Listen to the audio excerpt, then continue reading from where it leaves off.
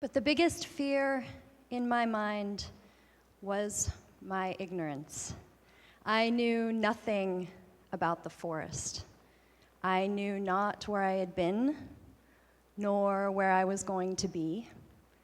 I knew not when I would arrive at what I was searching for, or what I was supposed to be arriving at, and how to know when I had arrived, or missed it altogether. Come to think of it, I knew not if I would arrive at all. I might have been lost in the forest forever, doomed to the snakes, spiders, and bears that lived there. That piece of text was written by my 12-year-old daughter. Yes, she's here somewhere. She was going about her household chores the other day, and when she was done, I found this piece of writing on her bedside table. And when I asked her about it, she simply said that she had been vacuuming and that the image of the girl in the forest had come to her and she needed to pause to write it down. Immediately, I knew that her text related to what I wanted to share with you today. Luckily, she gave me permission to use it. She is exploring fear through this character, but these words could have been my words or your words. The fear of our own ignorance as we stand on the brink of that which we do not know, the uncertainty that is certain in our lives and in our creative processes. My father shared a quote with me recently. He said, "Creativity requires the courage to avoid certainties." And it actually is not his quote, but he was quoting German sociologist Erich Fromm. And this is what I want to share with you today, the experiences of my own life through the beautiful text that my daughter wrote, but also through my movement practice. A piece of movement today that you'll see that is fully improvised. My dance colleague and good friend, Erin Brandes, will be joining me for our contact improvisation duet. Fear. We are often told to face our fears, but what does that actually mean? Are we supposed to stare at our fears long and hard and then discredit them? To look them in the eye and then have a duel and hope to emerge triumphant? I would say quite the opposite, that we must embrace our fears and carry them with us. And I'm not talking about irrational fears or phobias, but the fears that are constructed from the experiences and history of our lives. They are our fears for a reason.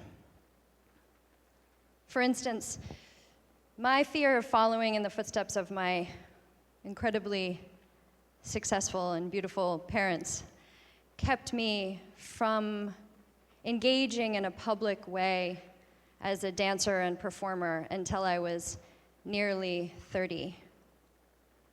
I was afraid of the uncertainty. Would I stand up to the test? And those fears were not invalid, right? The comparisons were inevitable. They were bound to happen, and I know that they happen all the time. My identity is even sometimes conflated with theirs. Once doing a student film in college, the young cinematographer slipped and called me Jessica for Jessica Lange, my mother. And in that moment, I realized that fear that I have of comparison, of not being able to individuate, that fear is real. And it wasn't until I could look at the fear and say, you exist for a reason. You are with me.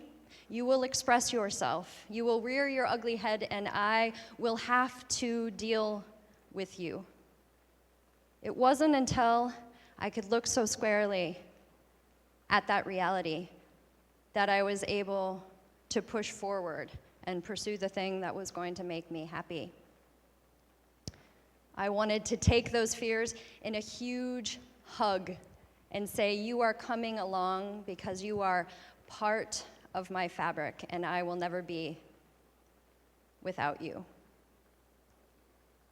I became an improviser for the first time as a college student when I was taking a course in the viewpoints technique for training performers, and the world opened wide for me.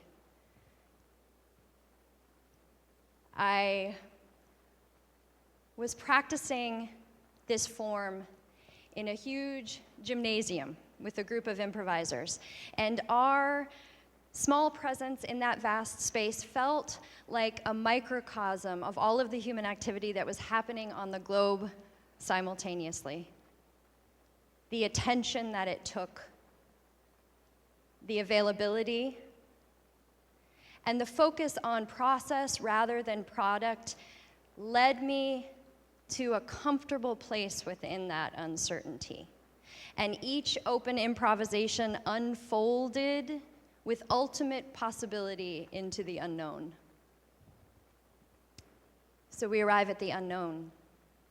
A huge majority of the content of that text that my daughter wrote. A great director, performer, and improviser, Ruth Zipporah, has said that improvising is like walking backwards. You can't see where you're going, but you can see where you've been. And as you're traveling, you're laying down stones of action. And those stones of action remain in your awareness. And every choice that you make as you are traveling backwards is informed by those stones that you can see. And so, inevitably, the picture will become cohesive. I would also say that to look ahead, we are only capable of seeing a predetermined path. I would also say that those paths are the paths that have already been taken by others and inevitably will not be our paths. We also see obstacles when we look ahead. We look through that forest and we see that which is in our way, or the ways that we are deficient. We look at the outlet on the other side and we say, I can't get there because blank, and you fill in the blank. I don't have the right degree, I don't have the right resume, mobility, money, time, opportunity. I can't get there. But when we're traveling backwards, and we are trusting that as animals, we have a 360-degree awareness, and if we soften and make ourselves available, we will be able to encounter all that we might run into.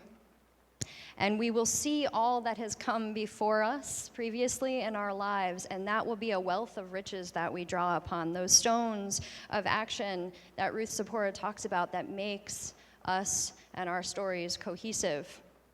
When I look back, I see that in that time I was not pursuing dance or performance or improvisation. I was a mother, a chef, an administrator, a designer.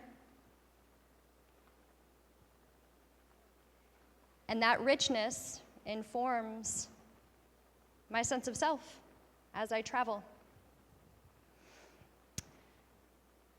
Contact improvisation is a form that was initiated by American choreographer Steve Paxton in 1972. A fully improvised form. Points of physical contact provide the starting point for communication between two or more bodies in space in relation to the physical laws that govern their motion. It is a somatic form, which simply means of the body, and practitioners of the form are invested in exploring the instinctual nature of the body that is so underutilized and underexpressed in our modern world. I found contact improvisation 4 years ago, and the beautiful dancer that is going to join me shortly was one of the first people that I ever danced with.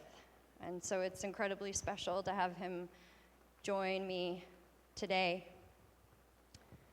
What I found in the contact community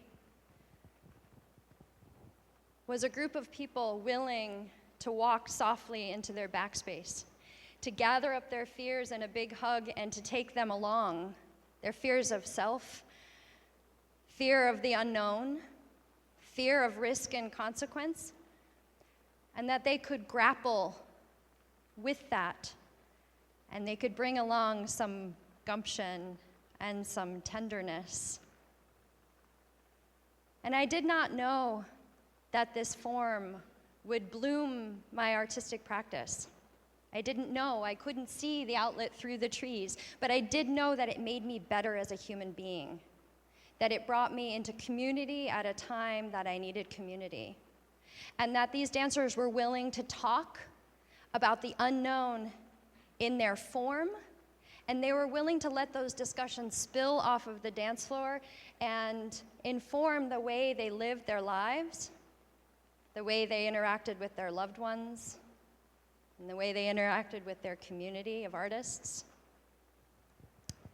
So I ventured into that forest, knowing that often, as Nancy Stark Smith says, I would be in the gap. I would be in the place where I might remain forever in the unknowing, that I might not make it through. And that would be okay. That improvisation could be my daily practice, and it could make me the person that I want to be in the world. The availability, the honesty, the trust. And so I am willing to walk softly into my backspace with the hope of encountering my path and perhaps a friend.